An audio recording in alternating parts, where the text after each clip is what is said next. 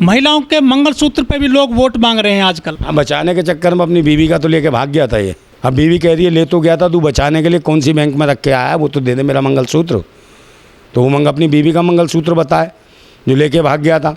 ये घर से पैसे लेके भाग गया था, रुपए जेवर में, अपनी माँ का मंगलसूत्र लेके भाग गया था ये आदमी है। तो इनके पिताजी ने कहा था कि भाई ये तो भाग गया, चोर है।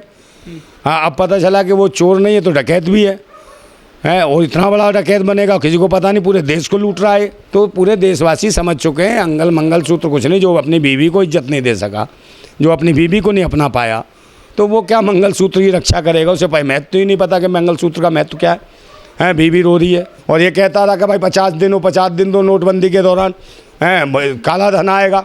आप मुझे बताओ काला धन आया? नहीं आया। गंगा साफ हुई? नहीं हुई। आप मुझे बताओ गाय माता बच गई इनकी? नहीं बची। गाय माता को चढ़ बैठता सांड, वो देखा नहीं सांड कौन था, वो BK मिश्रा कहाँ पे, कानपुर में गाय के ऊपर ही चढ़ गया भूतनी का। नमस्कार, मैं ओमदेव। आज हम हैं दिल्ली में, हमारे साथ हैं नरेंद्र नंदा भाई राजपूत जी। राजपूत जी, 2 चरण के चुनाव हो गए हैं हमारे देश में, जो वोट प्रतिशत है वो घट रहा है, इसकी वजह क्या मानते हैं आप? मुझे बीजेपी की अपनी एक स्ट्रेटजी है, वो चाहती है कि भाई वोट कम पड़े और जो करने वाले मेहनत कश लोग हैं, या किसान हैं, मजदूर हैं, वो इस टाइम गर्मी का भी माहौल है और खेतीबाड़ी का भी माहौल है, तो कहीं ना कहीं किसानों को अपेक्षित रखना चाहते हैं, चुनाव से दूर रखना चाहते हैं। और इनका अपना एक वोट बैंक है, वो तो पड़ेगा ही पड़ेगा।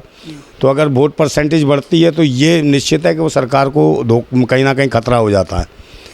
अब कम पड़ रही है तो इसका मतलब है सरकार अपने फ़ायदे के लिए काम कर रही है। बहुत सी जगह ज़बरदस्ती वोट जो है ना काटे गए लोगों के, जो इनके विपक्ष में वोट डालते हैं, जो सरकार के खिलाफ वोट डालते हैं, उन लोगों को वोट काट दिए गए।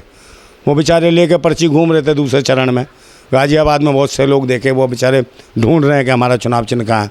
और कहाँ पहले भारत निर्वाचन आयोग अपने घर घर पर्चियाँ पहुँचाता था कि आपका वोट है, ये वोट है, किसी को वोट नहीं पहुँचे। लोग परेशान थे, मुस्लिम, दलित, विभिन्न प्रकार के जो इन्हें वोट नहीं करते उन लोगों का वोट इन्होंने काटा गया और उन्हें परेशान किया गया। लेकिन जो मीडिया में खबरें आ रही हैं, प्रिंट मीडिया में स्पेशली, उसमें ये बताया गया है कि बीजेपी को दर्जनों सीटों पर नुकसान हो रहा है इस बार उत्तर प्रदेश समेत। कहीं नहीं नुकसान, वो ऐसे ही है, वो इनका मीडिया है, लोगों के दिलों में राहत देने के लिए कि भाई यहाँ नुकसान हो रहा है। मैन स्ट्रीम मीडिया तारीफ करे, ऐसा करे, ये तो इसका मतलब मैंने कहा नहीं, सोची समझी रणनीति के तहत ही काम हो रहा है।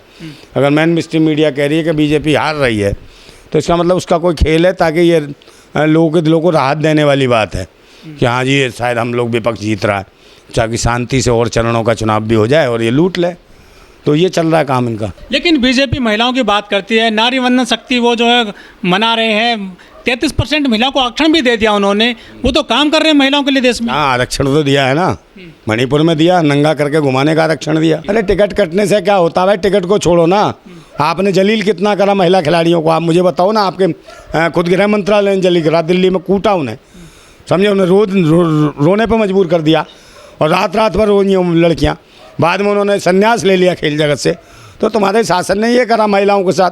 अरे 400 सीट लेकर आ रहे हैं सर, वो संविधान बदलने की बात कर रहे हैं। भाई 400 सीट नहीं, 400 पार जो कह रहे हैं ना, 200 पार हो चुके हैं, 200 किलोमीटर पार हो चुके हैं।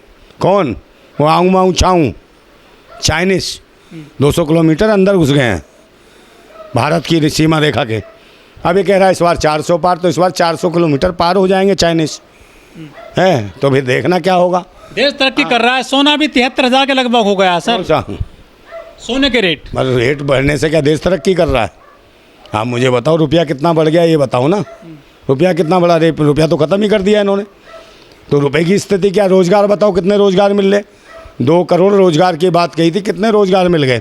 बल्कि रोज़गार ख़त्म करे और सरकारी संस्थान ख़त्म करे, ठेकेदारी प्रथा को ले आए।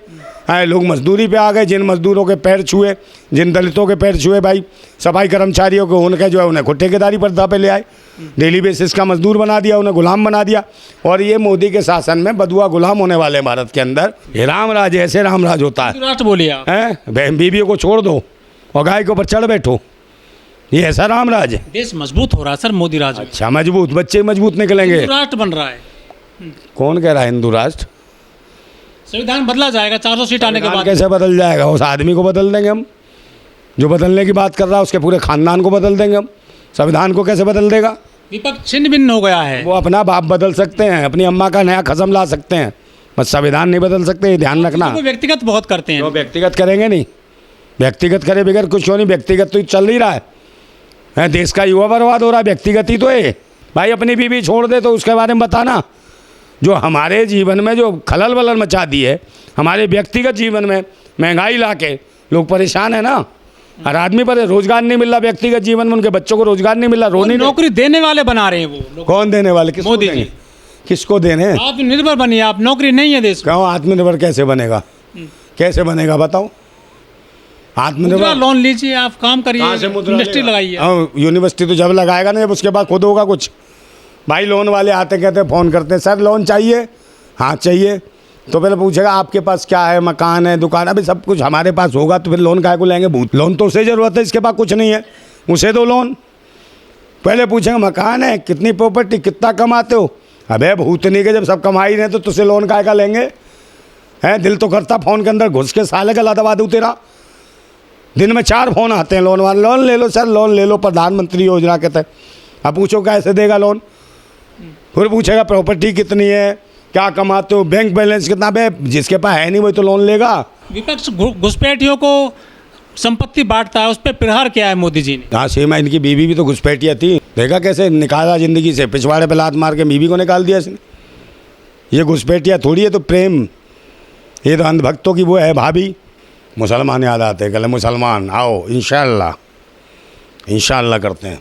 अब ये कहता है अब्दुल्ला, अब इसका बाप है मुल्ला, इसको कोई राम भी नहीं जिता सकता।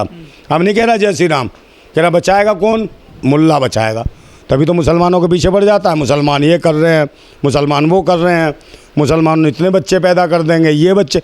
अबे मुसलमान निकाह किया, शादी करी, जो भी करा, अपनी बीवी के साथ रहे, स्वागरात मनाई, वलीमे की दावत। तू खाने गया था क्या?